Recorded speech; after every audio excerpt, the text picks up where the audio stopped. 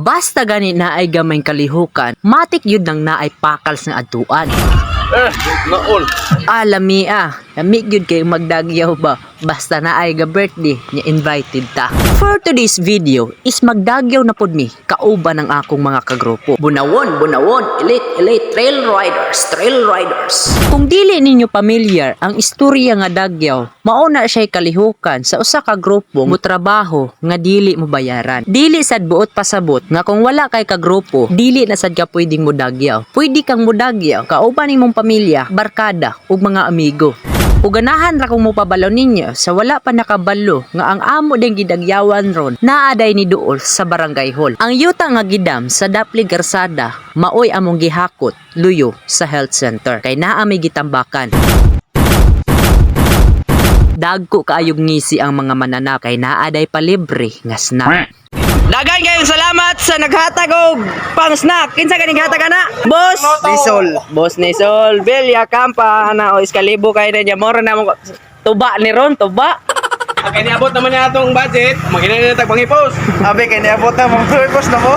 Thank you kayo sa palibreng snack, Boss Nisol, Belia Campa. Wala ing gwapo, butan ug kusgan nga tag-iya sa CV, Fishing and Construction Supplies. So kung ganahan mong mutukod og balay, eskwelahan, tindahan, buildings ug uban pa, nangita mo og mga materialis nga ang presyo inatura, bisitahan na ang ilang buhatan located at Porok 5 National Highway, Burawon, Shaton, Negros Oriental. CV, Fishing and Construction Supplies Pera ko mo trabaho, hindi man deres na kasang giatangan.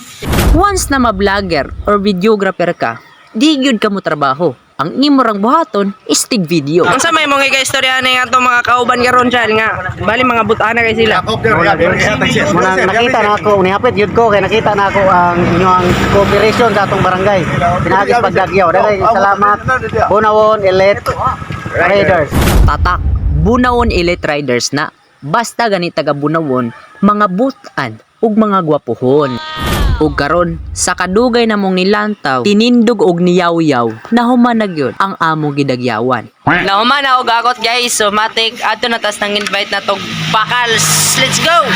Guys, mo na akong gingon ninyo. Humanog trabaho, dapat na yun ay pakals na.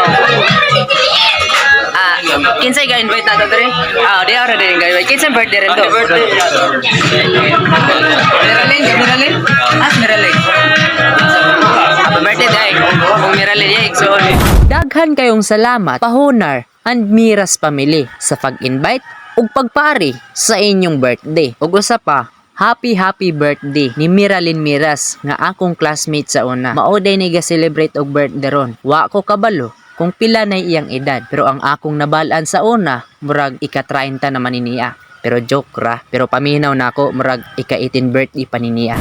Shoutout na lang sa tanang tao diring dapita, ug shoutout na lang pud sa akong barkada nga ga-invite na mo diring Batangana. Usa pud ni siyas member sa among grupo, munang dili ra ta maulaw mo kuha og plato. Siya. Ngalang, ito na oh. Kaigit na pong litson. Wa gyoy nahimo ang litson diring dapita. Murag nakaingon siya nga, pahak na sad ning akong kilid ani ron. Kay di ana pud ning gagmayng tawo, pero dagko og kaon. Naol. May lami gyud kaayo ning litson. Samot na kung naay okasyon sa inyo ha, dayon inyo ming inviton. Ayaw ra mo kabalaka kung lisod ang agianan kay amo ra gihapon ang agion. Kay walay lisod nga dalan, basta kaon ang adtuon. Wa na may luto niya kuha guys.